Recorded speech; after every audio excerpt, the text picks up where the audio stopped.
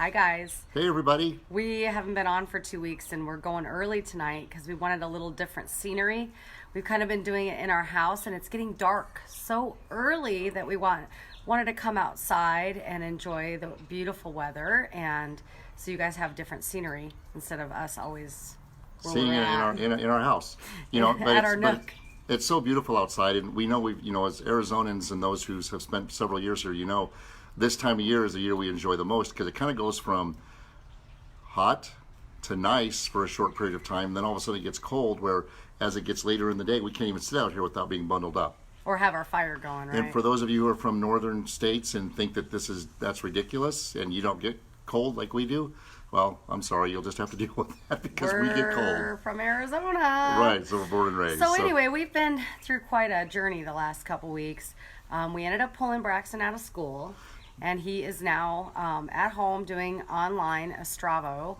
So pray for us there, because now we have absolutely no alone time. Yeah, and it's hard because he's here all the time, and it came from some of the stuff we talked about in the past. For those of you who had been following us the whole time, that Brax have been having a friend group that keeps bringing up trouble for him, and this was the third round since the beginning of last year, and we're just going, okay. He's just sick of it, and it's stressing him out, and he can't focus on his schoolwork or anything.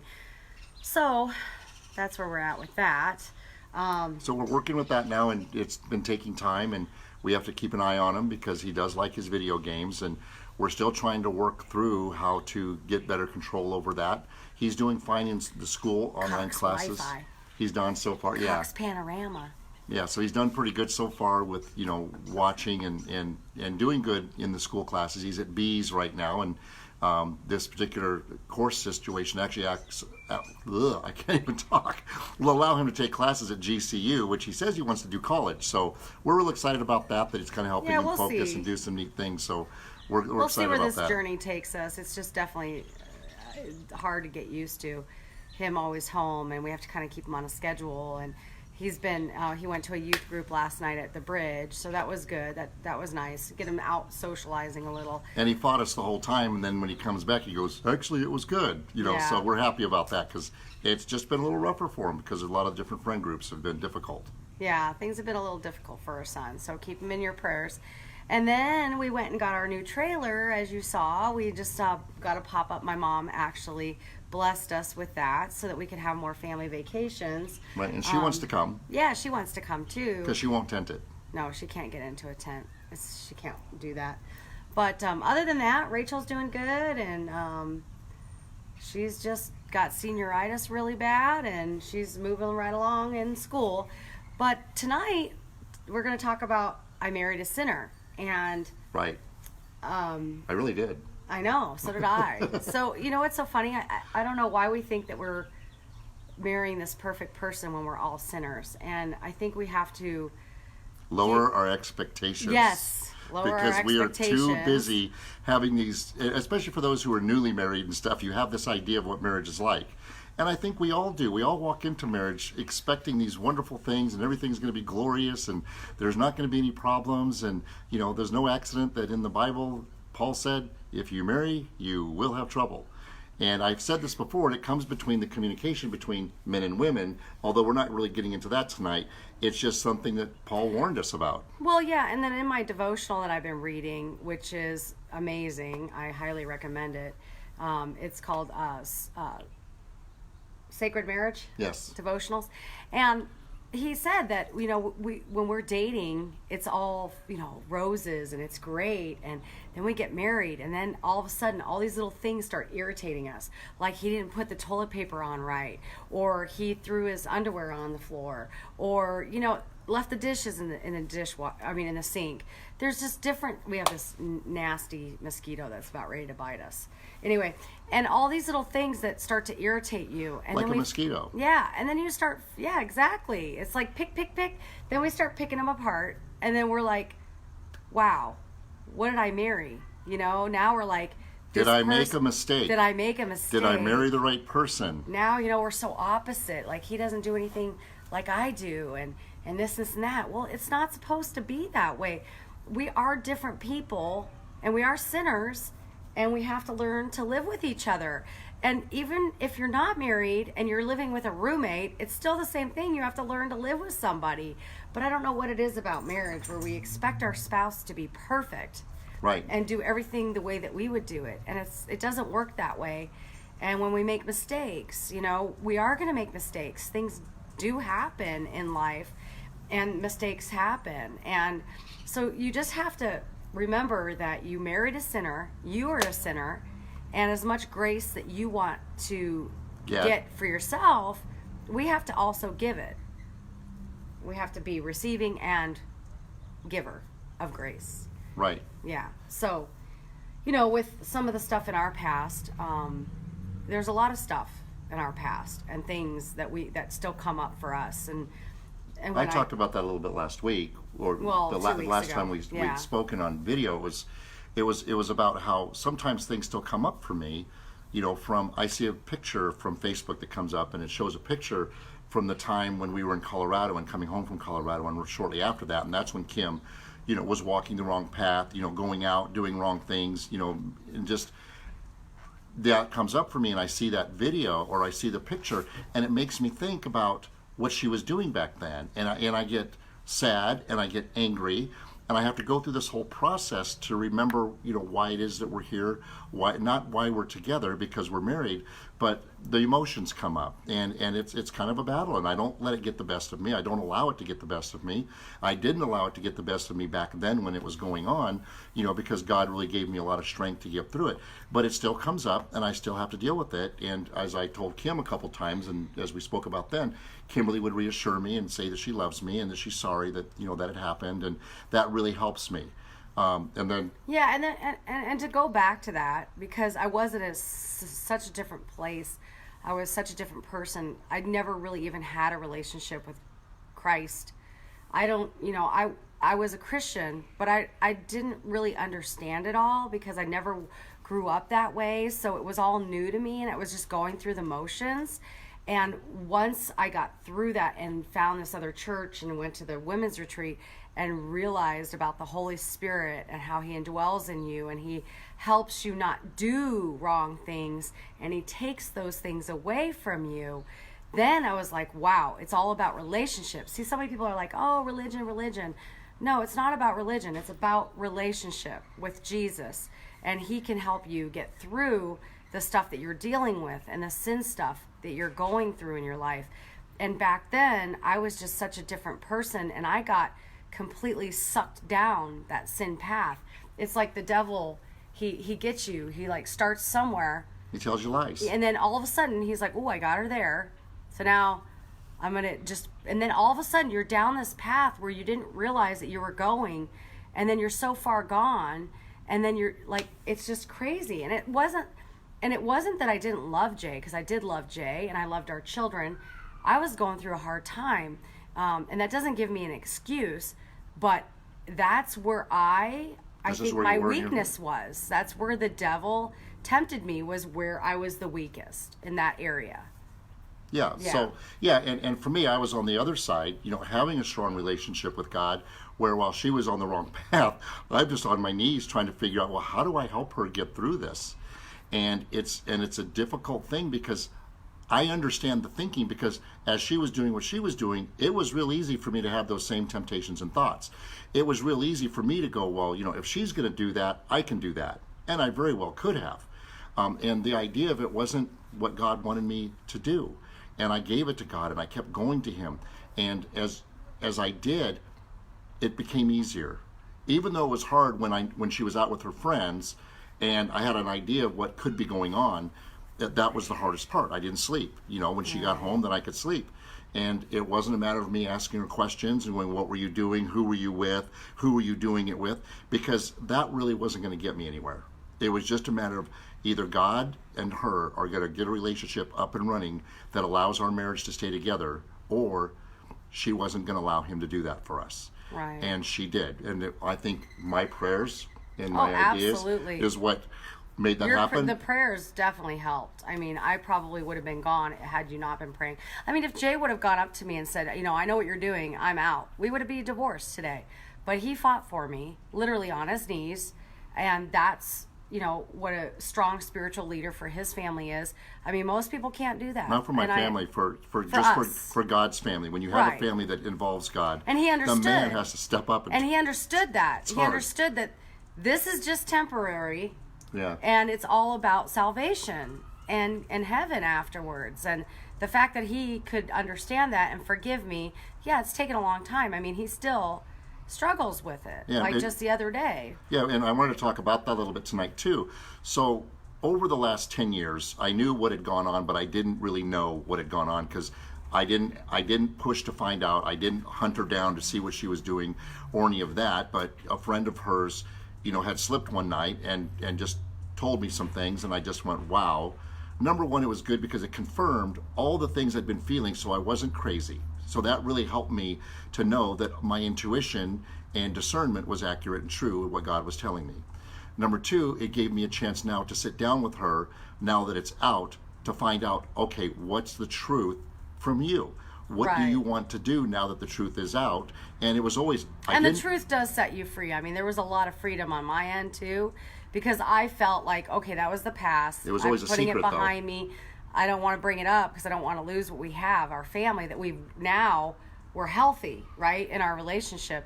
Right. So I thought. But healthy to the level of it's a secret that's been shoved and pushed away. Because we have lots of secrets, right? I mean, in marriages, sometimes there's secrets, and we talked about that the last time too, about how when you have secrets, you don't have that intimacy. That intimacy will never be there like it should, like God intended, if we keep secrets. And it could be little secrets, like a bank account over here, or whatever, just little secrets. But anyway, to go back, and it's kind of what she was going through too, was a 1 foot in, 1 foot out of the relationship. I was always like that. Kimberly just mentioned, and what that brought that up for me was Kim was talking about a bank account that people married keep their bank accounts separate, and I'm not condoning it or saying it's a bad thing, but sometimes there's secret bank accounts because that person is preparing that if anything goes wrong in their marriage. Right. That's a 1 foot in, 1 foot out. It's like, wait, you're not fully committed to your marriage, and that doesn't mean you have to give up that money, whatever that is.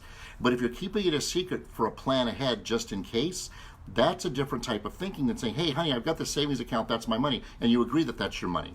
Right. But to have it set up where, hey, this is a stash in case you ever decide to leave me, or I decide to leave you. That's a rough thing. It's true, because I was always raised, okay, so I had a lot of relationships before Jay. And I dated married men, okay? So I was raised, and you see it in Hollywood and on TV and everywhere.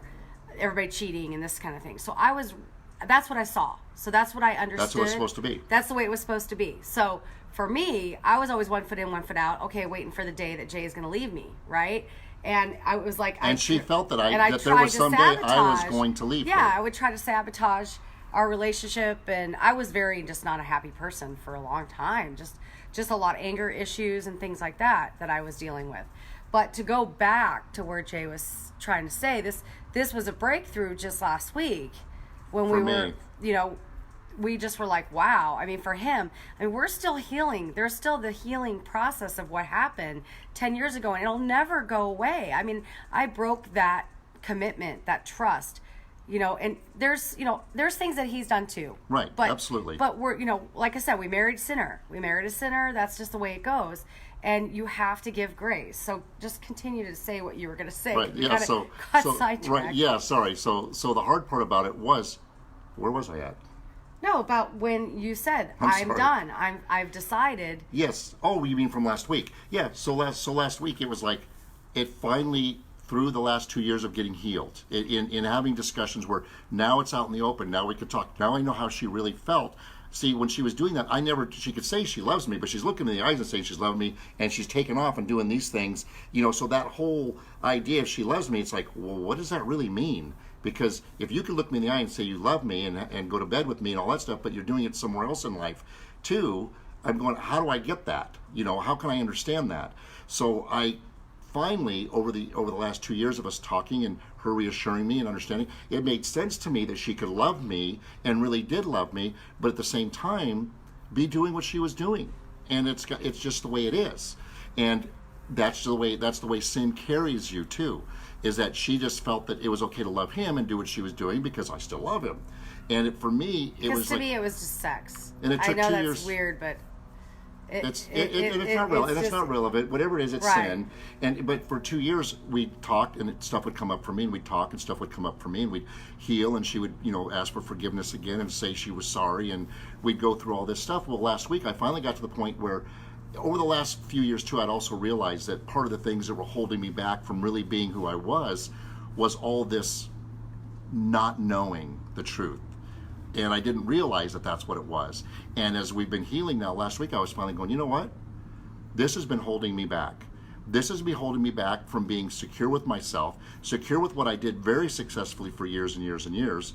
And it finally just came to me last week. I'm just going, you know what? I'm done. I can do this again. I can move on from all these thoughts, and they will still come up. They will still bother me. But that feeling of something's wrong with me, or the hurt, and the stuff that kept me from really wanting to just step up and take risks again, like even loving her fully. I have not wanted to feel comfortable loving her fully because I can't trust her, because she could look me in the eye, right in my eyes, and say, I love you, and then go out that night with her girlfriends and do whatever she did. That's not love to me. And we all know that's true. So that was something I could finally look her in the eye and go, regardless of what's happened, I can now give her my heart again. And that took 10 years. And we renewed our vows this year. Right. Right. So you can begin again, see? Yeah, and it took a long time because the truth wasn't out there like it really needed to be. But for those of you who have done the wrong things, I am not saying you need to run up to whoever your spouse is and tell them all about the things and indiscretions you've done in your past. I am not saying that whatsoever. You have to pray and see if God is guiding you to do that. That could do more damage than good. So I don't ever want to say you need to do this. I don't know enough about that, and I don't know enough about you. Neither Kim or I knew enough about each other to know what was going to work or not work for us. But I know that time as it went by probably made it easier for me to get the healing than if it had all come out back then. But I'm not sure, because that didn't happen. You don't know. Yeah, I don't know. We don't know. And we don't care. God protected everything. I don't know. He works in mysterious ways. Yes. I think that if Jay maybe found out then, we may not be sitting here today, right? To talk about this. Yeah, but again, I was just, I was such a different person, and I just praise God for changing my heart and changing the way I see love. We're all just so confused at what it is, and everybody thinks it's a feeling, but it's not. It's a choice. And I didn't understand that, and now I do. And God is love, and people don't really know what love is, and you really don't understand it until you know God. So, and because of that commitment that He gave to us, we're to give to our marriages. Right. That covenant that He made with us, to love us unconditionally, to always forgive us for the sins that we commit, to always be there for us even when we're at our worst. That's who we're supposed to be in marriage, and that's hard because I am not God. I am made in God's image, but I am not Him. But He does give me the strength and power on how to do that.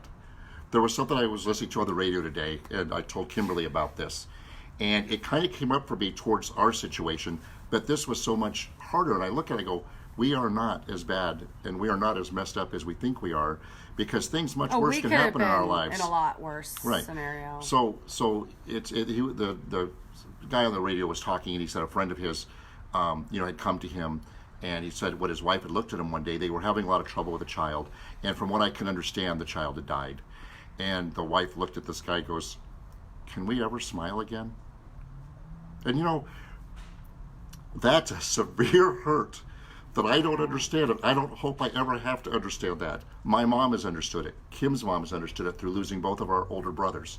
But I do know that how I felt when the idea of losing Kimberly was right in my face. And what it was, can I smile through this? Can I get through this? Is there ever going to be an end and a light at the end of this tunnel? For those of you who don't make it in your marriages and you get divorced, there is a light at the end of the tunnel. Because I wasn't in the midst of thinking our relationship was going to work. But as I kept giving it to God, I could smile, and I was praising God. Even though it hurt, I could still smile through it, because God was giving me the strength and power to do so, when the last thing I wanted to do was smile. Yeah. So again, I don't want to relate it to somebody losing a child because there's no comparison to that. But I know how my heart felt. My heart and what I hurt, to me, was the worst hurt I've felt, and that's and what that it was was a for lot me. of the reason why I kept it under wraps and I didn't want it to come out because I didn't want to hurt him. You know, Right. I didn't want to hurt him. I do love him, and you know, it was what it was. But but we love each other today, and we're here doing this, and we're trying to help marriages. For and those all of you those who are out messed there, up, because you know, there's so many hurting, and it's not going to get better if you replace somebody. It doesn't. no, it's It the does same not. thing. It's a mess. It's just as bad. We're all sinners. We Hello. know people have been married 3 or 4 times, and you know what they say? It ain't any different. Some of them say, "I wish I'd been with my first wife. I really love the one that I'm with now. I wish I'd Right. stayed with my second wife or husband or whatever it is." And it's like The grass isn't greener on the other side. Yeah, and you already picked. If you're married, your choice has been made. You have not married the wrong person. You have to decide if you want to make your marriage as happy and wonderful and as exciting as it could possibly be or not, because it's about you making that relationship work, not about whether or not you made a mistake. Because if you married that person under God's eyes, guess what? You didn't make a mistake. You did not make a mistake No. in any way, shape, or form. You're with the right person. Be with that person. And God will love help them you for make who it they work. are. Look at their good side. Don't look at their bad side, because they do the same thing to you. You got bad and good, and you're a sinner just like them. They see your bad, they see your good, and they accept your good, and they accept you for your bad. Yeah, and they love that's you, and that's so- a relationship in a marriage, and that's what it's about. Yep, just get close with God and this whole thing works out. It's amazing. So thanks for watching, guys. We're probably going to start doing Thursday nights.